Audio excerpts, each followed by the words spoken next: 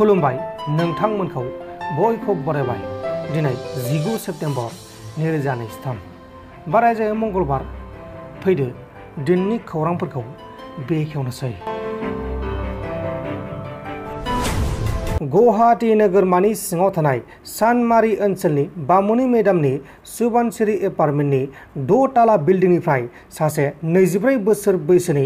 गार' आइजोआ हरखाबै गोलैना थैदोंमोन। नाथाय बे थैनाया हारसिं थैनाय ना सोरबा बुथारनाय बेखौ नायबिजिरनानै जाथायाव लोब्बा थानाय सासे साइबार क्रिमिनेलखौ जायनि मुङानो जाबाय महेन्द्र सान बेखौ पुलिसा एरेस्ट खालामबाय। थैनाय गार' आइजोनि मुङा जाबाय टांसी के सांमा 24 बोसोर बैसोनि आरो बियो मेघालयानि थागिबि। नाथाय टांसी के सांमाया गुवाहाटी नोगोरमायाव फ्लेटआव थायोमोन।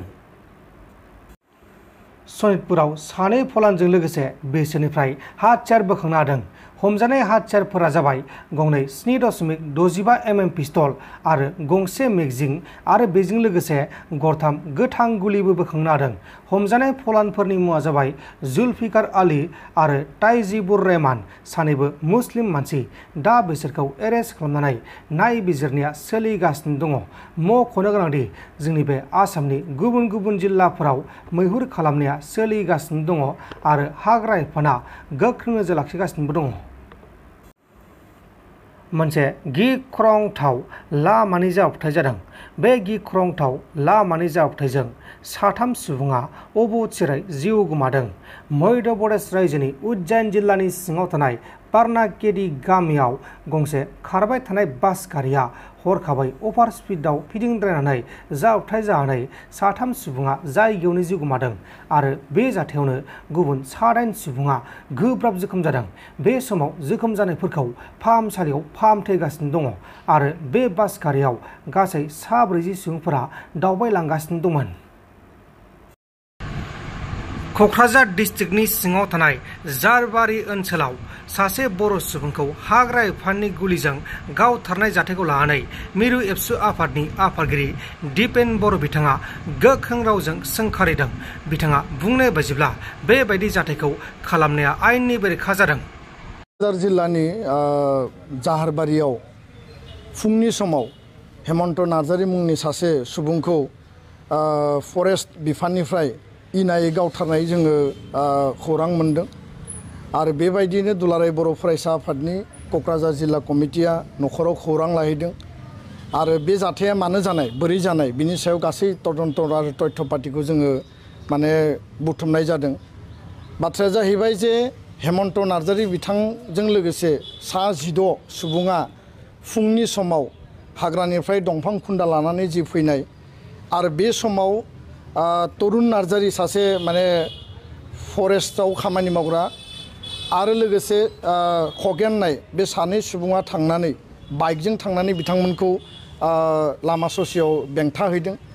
आरो बे बेंथानायनि गेजेरावनो 8 नाम्बार जि साइकेल नारग्रा दङमोन बे हेमन्त नार्जारी बिथांखौ 0 डिस्टेन्सनिफ्राय सर्ट डिस्टेन्सनिफ्राय खर'आव गुलि गावनानै जोंनि मिथिनायाव गरथाम गरब्रै गुलि गावनानै बिथांखौ बेयाव बुथारदों आरो बे जि जाथाय बे जि एनकाउन्टारनि जाथाय दुलाराय बर' फरायसा आफादा जों स्ट्रंलि कन्डेम खालामदों। जोङो सोंखारिदों खारन कुनु कारनाव जों बेबायदि एनकाउन्टार बेबायदि जाला माला एनकाउन्टार खालामनायखौ जोङो लुबैया। जिहेतु जोंनि ओनसोलाव गोजोन आरो सान्थि गायसननायनि हाबाफारिखौ बयबो मावबाय थादों आरो दिनै सान्थिनि मोनसे परिबेस फैबाय। दा बेखायनो हेमन्त नार्जारीखौ जिबायदि परिबेसाव गावथारदों खौरां मोननाय बायदिब्ला न'खरनि सुबुं आरो गामिनि मानसिफ्रा बुंनाय बायदिब्ला जे हेमन्त नार्जारीजों खोथा दान्थे बिदान्थे जादों आरो बेयो तर्क जुक्तियावनो बेबायदि जादों आरो बिनि गुबै कारना जाबाय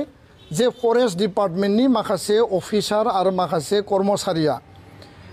सिखावै दंफां लांनानै थांनाय मानसिफोरजों बा दंफां सिखावै फानखुमाग्रा मानसिफोरजों दिनै बिथांमोना मेटेरियेलि दङ, बिथांमोना बुजाबुजि दङ, जायनि थाखाय भारत भुटान सिमानि साहानि गोबां दंफांफोरखौ दिनै दाननानै लांदां खालामनाय जाबाय, धंस खालामनाय जाबाय। जि समाव आसामाव दंफां फुलि गायदों अमृत बृक्ष रोपन आन्दलन जादों बा दुलाराय बर' फरायसा आफादाबो जोङो 3 लाख 4 लाख दंफां गायखांबाय आरो जोङो वर्ल्ड एनभायरनमेन्ट डेआव आरो गुबुन गुबुन समाव गायनाय जायो। बे समाव जोङो फरेस्ट आरो वाइल्ड लाइफ कनजारभेशननि बा प्रटेक्शननि खामानि मावदों खिन्थु फारसेथिं दंफां दाननाया सोलिगासिनो दङ जेराव नोङो झारबारि रेन्ज अफिसा 50 मिटारबो गोजान नङा बे जायगानिथिं खाथिजों माबायदि माने दंफां लानानै थांनो हायो दा बेयाव थारैनो डिपार्टमेन्टनि सोरबा नङा सोरबा बयबो नङा माखासे डिपार्टमेन्टनि माखासे अफिसार माखासे कर्मचारिफ्रा थाखा फैसानि माने बुजा बुजिनि थाखाय दंफां दाननो होनानै दंफां साप्लाय खालामनाय आरो बिनिफ्राय बेनिफिट लानानै बे बेनिफिटखौ मोनाब्ला बे दंफां लानानै थांग्रा मानसिफोरखौ बुनाय गावथारनाय बेबायदि खामानि थासारिखौ जोङो दिनै खोनानो मोन्दों आरो नुनो मोन्दों दा बेखायनो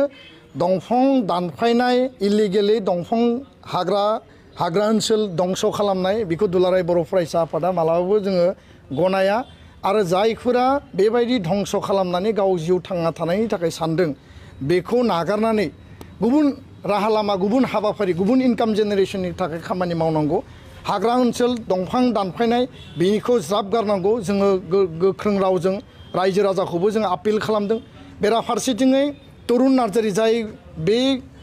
माने झारबारि रेन्जनि जाय माने कर्मचारि बे तरुन नार्जारीया हेमन्त नार्जारीखौ जे गावथारदों होननानै रायजो राजाफ्रा बुंदों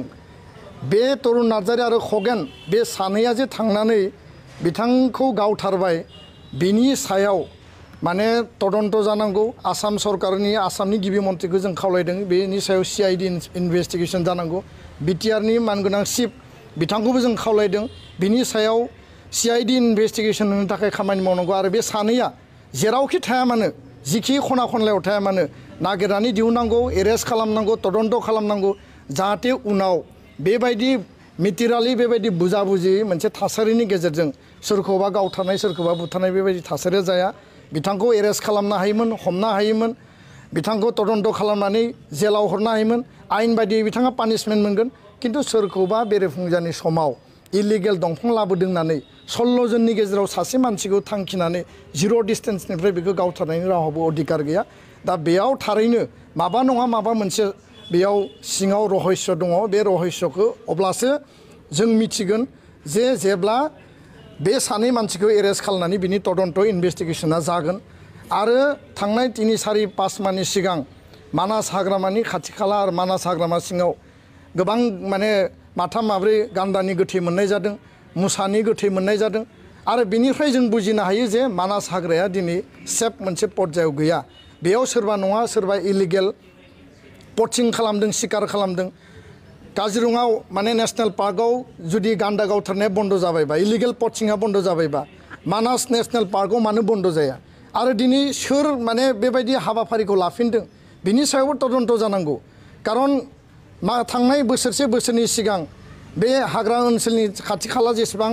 माने बेबायदि माने सुरां सिखारि दङमोन बिथांमोना दले बले सारेन्डार खालामदोंमोन दले बले हेन्डमेड आर्म्सफोरखौ गथायदोंमोन सरकारनो नाथाय दिनै आरोबाव शिकार जाफिननाया जोंनि थाखाय दुखुनांथाव बेखायनो वाइल्ड लाइफ प्रटेक्शन फरेस्ट कनजारभेशननि खामानिया जानांगोन आरो बेखौ गारनानै जोंनि हारि जोंनि समाज जोंनि ओनसोला मालाबाबो जों रैखाथि मोननाय नङा आरो जायफोरा बेबायदि लामायाव दिनै थांदों बिथांमोना बेखौ ज्राब गारनांगौ मोजां लामायाव फैनांगौ आरो जाय सानै व्यक्तिया तरुन आरो खगेना हेमन्त नार्जारीखौ गावथारनायाव इनभल्भ दङ जिखौ रायजो राजाफोरा न'खरनि सुबुङा बुंदों बे सानैया उइदिन माने 48 आवार्स बिथांमोना एरेस्ट जानांगौ तदन्तआव फैनांगौ आरो गुट्टै बे जि माने सिङाव जि मोनसे मेटेरियेलि बुजा बुजि डिपार्टमेन्टनि माखासे माने अफिसार डिपार्टमेन्टनि माखासे कर्मचारि आरो बै इलिगेलि दंफां दानग्राफोरनि गेजेराव जि मेटेरियेलि जोङो दा माने तथ्य जि जों मोननो हादों बिनि सायाव CID तदन्त खालामनांगौ होननानै जों आसाम सरकारखौ दाबि होदों आरो प्रयजन जायोबा गिबि मन्थ्रिनो जोङो मेमरेन्डाम गांसे हरनानै बिनि सायाव जोङो गोख्रोङै सरकारखौ जोङो फरेस्ट ओनसोलखौ होबथानायनि प्रटेक्शननि थाखाय स्पेसियेल मोनसे फोर्स आरो बिथांमोनानो बिनि प्रटेक्शननि मेन गुबै दायित्व रेसपन्सिबिलिटि ससियेल अर्गेनाइजेसन हिसाबै जों मालाबा एबसु हिसाबै जोङो प्रटेक्शननि खामानि मावदों दंफां लाबोग्राफोरखौ जों खावलायदों मालाबा जोङो बाध्यतायाव जों हमनो गोनां जादों किन्तु जों नुबाय थांनाय बे 20-30 बोसोरनि समाव थांनाय समनि दंफां दाननायनि थासारिखौथ' जों नुबाय आरो बिनि उनाव जोंनि ओनसोलाव मोजां माने क्वालिटिनि दंफां दा गैलिया थेवबो दिनै जोङो नुयो जे जोंनि ओनसोलाव जि एसे एनै दंफां दङ सिखावै दंफां दाननाय माने नोङो संकसनिफ्राय माने पासनैसिम जि बिटिआरनि बे गेवलां सोमखोर जि माने हाग्रा ओनसोल दङ आरो इभेन भुटानाव थांनानैबो दाननाय जायनि थाखाय भुटान सरकारा सोरखौबा आथिङाव गुलि गावना हरदों सोरखौबा भुटाननि जेलावबो दङ दायो इलिगेल दंफां दाननो थांनानै हमजानाय आरो अरुणाचलनि गोथौ हाग्रासिम थांनानै दंफां दाननायनि थासारिया दिनैबो जोबाखै फरेस्ट डिपार्टमेन्टआ कुनु कारनाव मिथियै गैया दिनैनि समाव बेबायदि ओरैबायदि हाग्रा गुदु गैलिया गोदो बेयाव माने सिलाय लाग्रा माने बेयाव सोमावसारग्राफोर दङमोन बा आर्म्स अर्गेनाइजेशनफोर दङमोन बेखाय थांनो गियोमोन बेबायदि बाथ्राफोरखौ डिपार्टमेन्टआ बुङोमोन खिन्थु दिनैथ' रावबो बेयाव आर्म्स अर्गेनाइजेशन गैला बिथांमोना गिनो गोनाङानो गैया बा जायफोरा इलिगेलि दंफां दानदों बे दंफां दानग्राफोरखौ दिनै मिथियै बा हमनो हायै कुनु थासारि गैया नाथाय डिपार्टमेन्टआ मिथिसेयावबो डिपार्टमेन्टनि आं होल अफ दा डिपार्टमेन्टखौ बुङाखै डिपार्टमेन्टनि माखासे अफिसार माखासे कर्मचारि बे माखासे अफिसार कर्मचारिफ्रा बुजाबुजि थायो आरो बिथांमोना बुजाबुजि खालामनानै गावसोरनि माने बेबस्थाखौ खालामनानै लायो आरो रां खामायनायनि मोनसे लामा खालामनानै लादों माखासे सुबुंफ्रा दा बेखायनो जेब्लासिम डिपार्टमेन्टआ स्ट्रिक्ट जाया सरकारा जेब्लासिम स्ट्रिक्ट जाया रायजो राजायाथ' नुबाय थादों रायजो राजानि नोजोराव सोर दंफां दानग्रा सोर सिखावै दंफां लाबोग्रा बेखौ बयबो नुयो साइकेलजों लारि लारि दंफां लाबोनायखौ बबे डिपार्टमेन्टनि मानसिया नुवा दा बेखायनो जोङो खावलायदों जे जेराव अमृत बिक्ष आन्दलन जादों जेराव एबसुआ माने 3 लाख माने सेपलिंस दंफां गायनायनि हाबाफारि जों अलरेडि लाखांबाय वर्ल्ड इनभाइरनमेन्ट डेआव जों गायो बेबायदि समाव दिनै माने सेप्टेम्बर दानाव जेरैबायदि दुंहाव थासारि जेरैबायदि 38 डिग्री सेलसियास जादों बेबायदि सिटुएशनखौ जोंनि मानसिफ्रा मानो बुजियाखै दिनै अक्सिजेननि आंखाला लासै लासै जोंनि ओनसोलावबो दिनै मालाबा माने सान्दुं मालाबा बांद्राय अखा मालाबा दैबाना आरो मालाबा दैनि खुरखानाय बेबायदि थासारिखौ रायजो राजाफ्रा मानो बुजियाखै दा बेखायनो जायफोरा इलिगेल दंफां दानग्रा संयम जानांगोन लामाखौ सोलायनांगोन अल्टारनेटिभ लामा नागिरनांगोन आरो डिपार्टमेन्टआ एक्सन लानांगोन डिपार्टमेन्टआ एक्सन लायाबा खिन्थु बेयाव जुदि डिपार्टमेन्टनि मानसिफ्रा माखासे सुबुंफ्रा जुदि रां खामायनायनि लामाखौसो जुदि थिक खालामनानै लायोब्ला बिथाङा साख्रि मावाबासिनो साख्रि नागारना थांनायानो बेटार नोंथांमोन दिननि खौरांफोरा बेखिनिल'मोन बेखिनिसिम नायनायनि थाखाय नोंथांमोननिसिम रोजा रोजा साबायखर गोजोन्थों एसेनोसै जय बर' हारिनि